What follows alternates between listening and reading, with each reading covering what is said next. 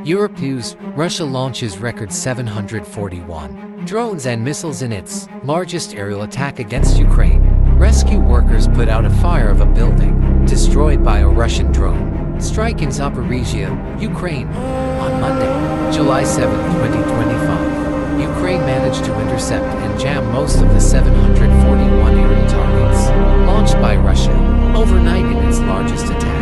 But 6 aero-ballistic Kinzhal missiles made it past Ukraine's air defenses amid the shortage of U.S.-supplied Patriot missile systems and relevant interceptor missiles. Advertisement: in a massive barrage of drones and missiles against Ukraine overnight, Russia launched its largest ever aerial attack, with a total of 741 targets launched against Ukraine.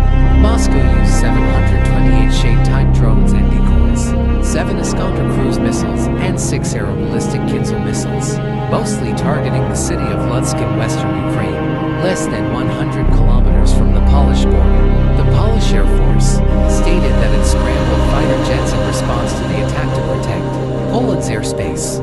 Ukraine Air Forces reported that 296 Shade-type drones were shot down, while 415 were jammed by electronic warfare. Ukrainian air defense troops also intercepted all 7 Iskander cruise missiles. However, 6 Kinzhal missiles managed to bypass Ukraine's air defenses amid a shortage of U.S.-supplied Patriot missile systems and relevant interceptor missiles. Ukrainian President Volodymyr Zelensky said this: "Moscow's attack speaks volumes as it comes precisely at a time when so many efforts have been made to achieve peace, to establish a ceasefire, and yet only Russia continues to rebuff them all. This is yet another proof of the need for sanctions, fighting sanctions against oil, which has been fueling Moscow's war machine with money for over 3 years of the war. Ukraine's partner forced Russia to think about ending the war, not launching new strikes," Ukraine's president said. Kyiv has also repeatedly called on its partners to strengthen Ukraine's air defense by supplying life-saving Patriot systems and relevant interceptor missiles. U.S. President Donald Trump reportedly resumed the U.S. supply to Ukraine after a brief suspension earlier this month.